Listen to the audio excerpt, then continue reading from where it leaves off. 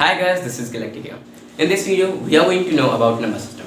Number system maths का एकदम basic topic है और हम लोग पहले भी फिजिक्स और केमिस्ट्री के बेसिक टॉपिक से स्टार्ट कर चुके हैं. So let's begin with an intro.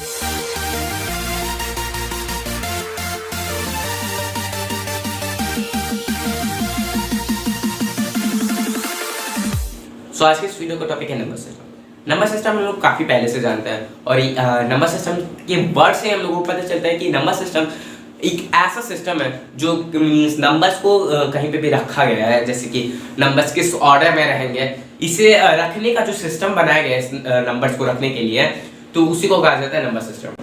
तो अब हम लोगों को पता चल गया कि नंबर सिस्टम होता क्या है. तो अब हम लोग बात करें कि नंबर सिस्टम में मीन्स फर्दर डिवीजन क्या है. तो सबसे पहले अगर हम लोगों को स्टार्ट करना है तो फिर जैसे कि काउंटिंग नंबर्स से हम लोग स्टार्ट करते हैं. अगर जैसे कि कहीं पे भी 5 स्टोन्स हैं, अब किसी को पता है मीन्स एंशिएंट टाइम में किसी को पता कैसे चलता होगा कि वहाँ पे 5 स्टोन है, जबकि उस समय तो काउंटिंग स्टार्ट नहीं हुआ था. तो इस वजह से उन लोगों ने स्टार्ट किया था काउंटिंग.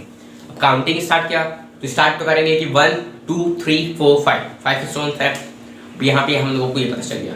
अब ये मान लीजिए 9 स्टोन थे तो फिर वो लोग 9 तक काउंट करें. अब 1 2 3 4 5 6 7 8 9.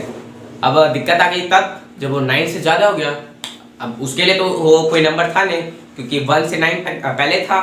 अब वो जो काउंटिंग नंबर्स थे वो हम लोगों को पता चलिए 1 से 9 जो कि हो गया नेचुरल नंबर्स. अब नेचुरल नंबर्स सिर्फ 1 से 9, तब वो आगे क्या बढ़ेंगे, आगे अगर जैसे कि कोई फर्दर नंबर है तो वो कैसे वो लोग लिखेंगे. तो उसके लिए आया हम लोगों का 0. अब 0 काफ़ी इंपॉर्टेंट रोल प्ले करता है. अब किसी भी डिजिट के पीछे 0 है तो फिर उसका वैल्यू बढ़ जाता है. तो उसी के हिसाब से अगर जैसे कि 1 है और उसके पीछे 0 आ गया तो 10 आ गया. और उसको हम लोग लगा दिए 9 के आगे और 0 को लगा दिए 1 के पीछे, क्योंकि 0 का वैल्यू है नहीं, लेकिन अगर वो किसी डिजिट के पीछे लग जाए तो उसका वैल्यू हो जाता है. तो अब हम लोगों को ये पता चल गया.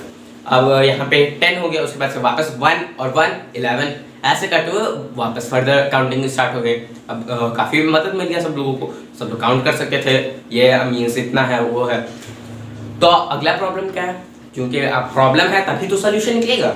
अब होल नंबर तक तो रहा नहीं, उसके आगे भी जाना है. अब वो क्यों जाना था, मीन्स प्रॉब्लम आई थी तभी तो जाना था. प्रॉब्लम जानते हैं हम लोग. अब जैसे कि अभी के टाइम में बैंक्स है, तो उस समय भी जो बैंक की तरह जो एक ग्रुप ऑफ पीपल रहता था या फिर एक सिंगल पर्सन रहता था, अब वो जब किसी को पैसा दिया या लिया तब उससे दिक्कत आ गई.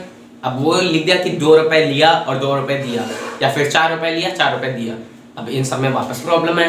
क्यों है, क्योंकि अगर वो जैसे कि मान लीजिए वो 5 रुपये है, अब वो किसी से लिया, उसके बाद से वो लिख दिया कि 5 रुपये लिया. अब ये तो हो गया उसका 5 रुपये लिया, लेकिन उसके बाद से ये दिक्कत आ गई कि जब उसने 5 रुपये लिया है कि जो मैंने उसे 5 रुपये, उसने 5 रुपये लिया था कि मैंने 5 रुपये लिया था. अब उस समय इतना तो न्यूज़ पेपर और पेन बने नहीं थे कि मीन्स अच्छे से नोट हो पाए, वो तो याद करना रहता था. अब ये दिक्कत आ गई, तो उसके लिए बना माइनस इंटीजर. अब इंटीजर जब बना तो उसके होल नंबर तो पहले था, अब उसके पीछे एक और दुनिया था, वो हो गया माइनस का. अब यहाँ पे माइनस हो गया और इधर होल नंबर हो गया. होल नंबर में 0 था, उसके बाद से इधर से निगेटिव नंबर्स. अब वापस सबके लिए काफ़ी अच्छा हो गया. अब फिर दिक्कत आई जब वो कोई भी चीज़ फ्रैक्शन में आके रुक जाता था.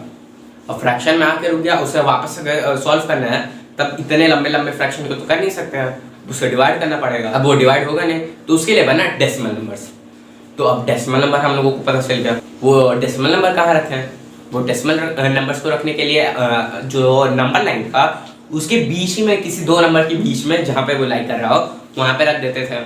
जब वहाँ पे रखते थे तब वो अगर जैसे कि वो फ्रैक्शन में है 2/7 या फिर 1/2, अब इन सबको ये सारे जो नंबर्स थे ये फ्रैक्शन के फॉर्म में रुक जाते थे, क्योंकि उस समय तक उतना डेसिमल भी नहीं है. अब जो नेक्स्ट प्रॉब्लम आया था हम लोगों का वो था कि अगर फ्रैक्शन में कोई डिजिट आ जाए, फ्रैक्शन कहाँ जाए, मीन्स अगर जैसे कि कहीं पे डिवाइड कर रहे हैं किसी चीज़ को, जैसे कि 9 को 2 से डिवाइड कर रहे हैं, तो फिर वो 4.5 अभी आ जा रहा है, लेकिन उस समय तो वो 9/2 ही लिख के छोड़ देते थे. अब वो सारे डिजिट क्या जाए, अब मीन्स नंबर लाइन पे अगर लिखना रहे तो 9/2 आ जाए, तो उसके लिए वापस दिक्कत आ गई. अब उसके लिए बना रैशनल नंबर. रैशनल नंबर क्या होता है, रैशनल नंबर जो होते हैं वो वैसे नंबर्स होते हैं जो p/q के फॉर्म में लिखे जा सकें, जहाँ पे q जो है वो मीन्स जीरो ना हो और p और q जो है वो इंटीजर हो। आ गया। अब और मदद होगी कि अगर कोई मीन्स फिक्स ऑब्जेक्ट है उसे डिवाइड करना है तो उसे अच्छे से डिवाइड हो सकता है, रेशियो में डिवाइड हो सकता है। अब नेचुरल नंबर के पहले ये बता देते हैं कि नेचुरल नंबर का जो सिंबल रहता है वो n होता है और होल नंबर का रहता है वो w होता है और रैशनल नंबर का होता है वो q होता है। और जब इसके बाद से जो हम लोगों का नेक्स्ट टॉपिक है वो है इरेशनल नंबर। इरेशनल नंबर का क्या है? अब वहाँ पे जो इरेशनल नंबर है उसका हम लोग ने लिखा था p। p क्यों लिखा? और उससे पहले हम लोग बात कर लेते हैं इंटीजर जो है उसका z क्यों लिखा। अब वो नेचुरल और होल का तो पता है, उनका जो फर्स्ट लेटर है उसे लिख दिया। अब उसके बाद से जो ये हम लोगों का ये है इंटीजर, उसमें z कहाँ से आ गया? अब इंटीजर में जो z है वो कहाँ से आया? अब जो इंटीजर में जो z था वो एक जर्मन वर्ड था, उसका मतलब था चार्लिंग और उसका मीनिंग जो था वो होता था टू काउंट। अब z का पता चल गया, इंटीजर का पता चल गया कि वो z कहाँ से आया। अब उसके बाद से हम लोगों को जो रेशनल नंबर है वो q है। q क्यों है? क्यों? क्योंकि जो फ्रैक्शन है वो p/q के फॉर्म में हम लोग लिखे। अब वो एक डिवाइड ही तो है, मींस उसमें डिविडेंड ऊपर है और उसके बाद से डिवाइजन नीचे है, तो इसका जो रिजल्ट आएगा वो तो क्वोशिएंट ही होगा क्योंकि वो डिवाइड का जो मींस आंसर आता है वो क्वोशिएंट होता है। अब वो क्वोशिएंट जो है उसका जो q है वो हम लोग लिख लिया है रेशनल नंबर्स में q। अब उसके बाद से हम लोगों का जो नेक्स्ट टॉपिक है इरेशनल नंबर, उसमें हम लोग अब बात कर लेते हैं वो p क्यों लिखा गया। अब पाइथागोरस थ्योरम तो आप लोगों को पता ही होगा। अब पाइथागोरस थ्योरम में जैसे कि हम सबको पता है कि अगर हाइपोटेनस निकालना है तो हाइपोटेनस का whole square is equal to base का स्क्वायर प्लस परपेंडिकुलर स्क्वायर। अब √2 का खोज कैसे किया गया था? अब √2 का खोज किया गया था पाइथागोरस के द्वारा। पाइथागोरस क्या किया था? पाइथागोरस जो थे उन लोगों ने मींस ऐसे एक ट्रायंगल बनाया था जिसमें जो बेस था और परपेंडिकुलर था वो दोनों ही 1 था। अब वो 1 माने तो हाइपोटेनस क्या निकला? वो निकला हम लोगों का √2। अब ये सिंस यहाँ पे जो √2 का कोई एक फिक्स्ड वैल्यू नहीं था तो इस वजह से इसे कहा गया इरेशनल नंबर। अब ये इरेशनल नंबर मींस इसे क्यों कहा गया? अब इरेशनल नंबर हम लोग इसलिए कहें क्योंकि वो रेशियो के फॉर्म में नहीं लिख सकता है इंटीजर के। रेशियो क्या होता है? जो p/q को हम लोग लिखते हैं तो p/q हम लोग अगर लिखें तो वही रेशियो के फॉर्म में हुआ, तो वो इंटीजर के रेशियो के फॉर्म में नहीं लिखा जा सकता है इरेशनल नंबर को। तो इस वजह से √2 हो गया और पाई जो है वो भी एक इरेशनल नंबर है।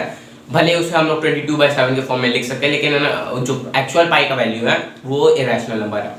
Although this video was not that much informative because it was the basic topic of the math and hope you like this video. Thank you for watching. Bye bye. Jai Hind.